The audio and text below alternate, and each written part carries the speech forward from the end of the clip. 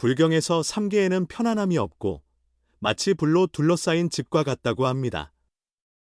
이런 혼란스러운 세상 속에서 우리 모두는 마음의 맑은 터전을 찾고자 합니다. 그렇다면 진정한 평온은 어디에서 올까요? 그 답은 불교의 지혜인 삼귀의와 오계에 있습니다.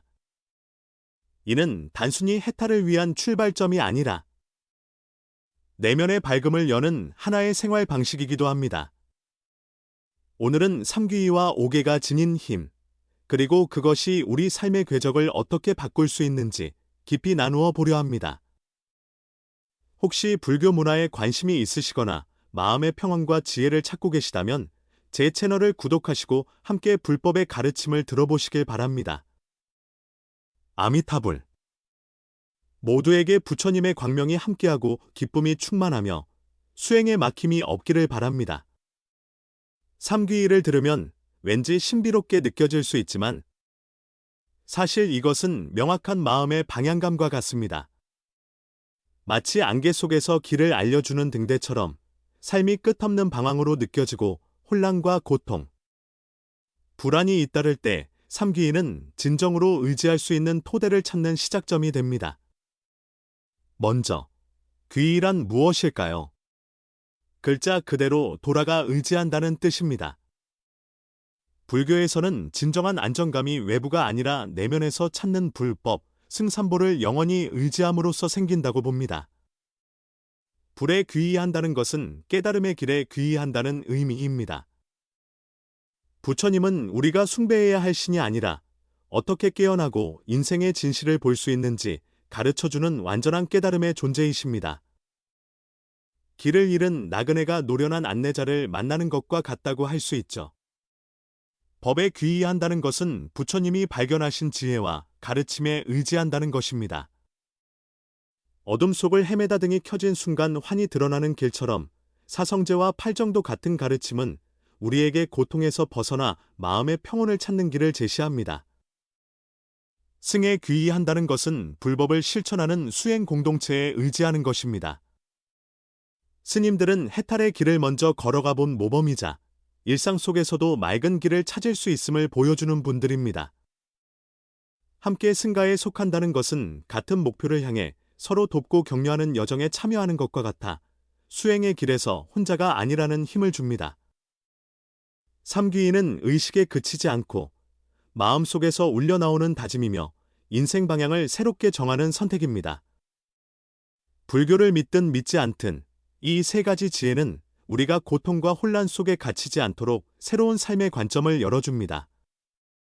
삼귀의가 삶의 방향과 의지를 잡아주는 것이라면 오계는 그 길 위에서 우리를 지켜주는 기준이자 울타리입니다. 오계란 마음을 청정히 하고 조화로운 삶을 지속하는 5가지 기본 원칙입니다. 이는 수행의 뿌리이자 일상에서 실천할 수 있는 지혜이기도 합니다. 먼저, 불살생은 단순히 다른 존재의 생명을 빼앗지 않는 것을 넘어 모든 생명을 존중하는 태도를 말합니다. 불교에서는 모든 생명이 존재할 가치와 권리가 있다고 봅니다. 작은 벌레에서 사람에 이르기까지 가능한 한 해를 끼치지 않으려는 이 자비심은 우리 스스로의 마음도 편안하게 만들어 줍니다. 다음으로, 불투도는 물건을 훔치지 않는 것에 그치지 않고 남의 시간이나 기회를 빼앗는 등 정신적인 도둑질도 경계합니다. 이를 통해 정직과 자제심을 기르고 정당하지 않은 욕심에서 벗어날 수 있습니다. 부정한 성적 관계를 삼가는 것은 단지 배우자나 상대에 대한 충실함이 아니라 자기 자신을 절제하고 존중하는 길입니다.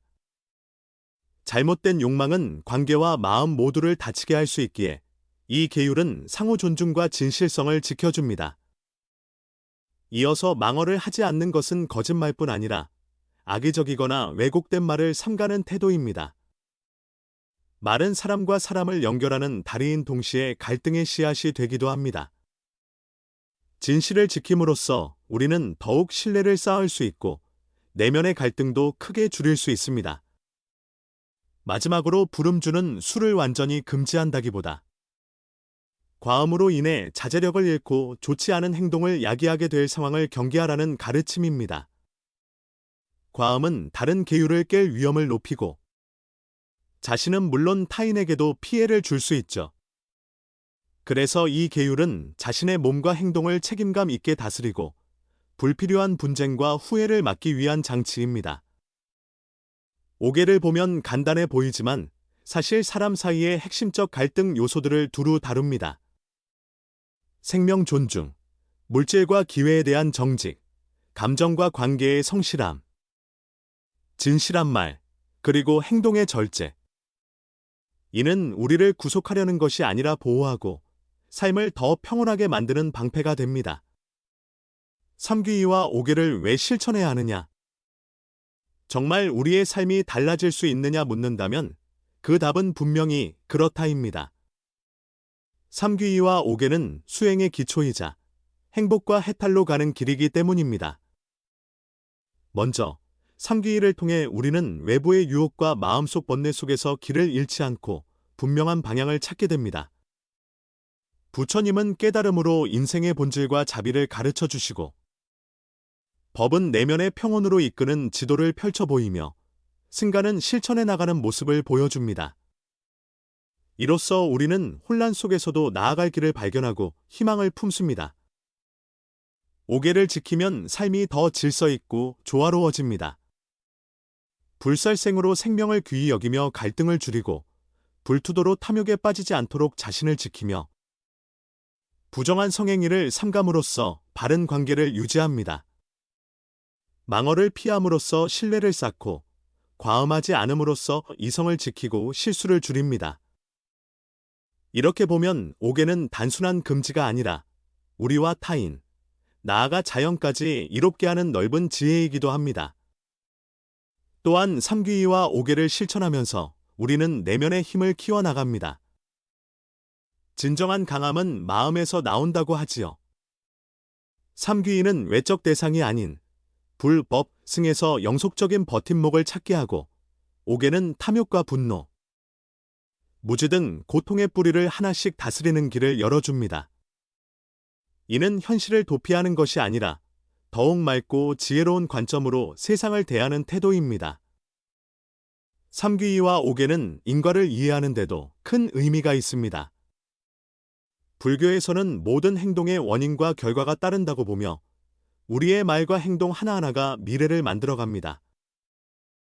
불살생을 통해 자비의 씨앗을 심고 불투도로 정직의 씨앗을 심으며 망언을 하지 않아 진실의 씨앗을 심는 등 선한 원인을 만들어가면 그것이 훗날 반드시 좋은 열매를 맺는다는 것입니다.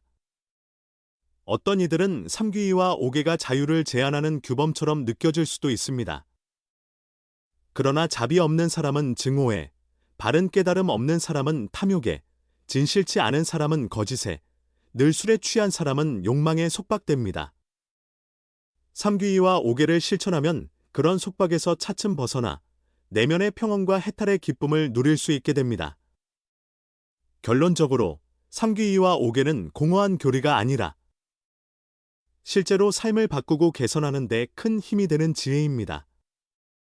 지금의 일상에 안정을 주고 미래의 복덕을 쌓는 길이기도 합니다. 더 나아가 행복이란 외부에서 얻는 것이 아니라 스스로의 내면에서 길러간다는 사실을 깨닫게 해줍니다. 삼귀이와 오개를 시작하는 것은 평온과 깨달음으로 향하는 첫걸음이며 이는 부처님을 위한 것이 아니라 자기 자신을 위한 결정입니다. 매일을 좀 더 의미 있고 빛나는 길로 이끄는 선택이 될 것입니다.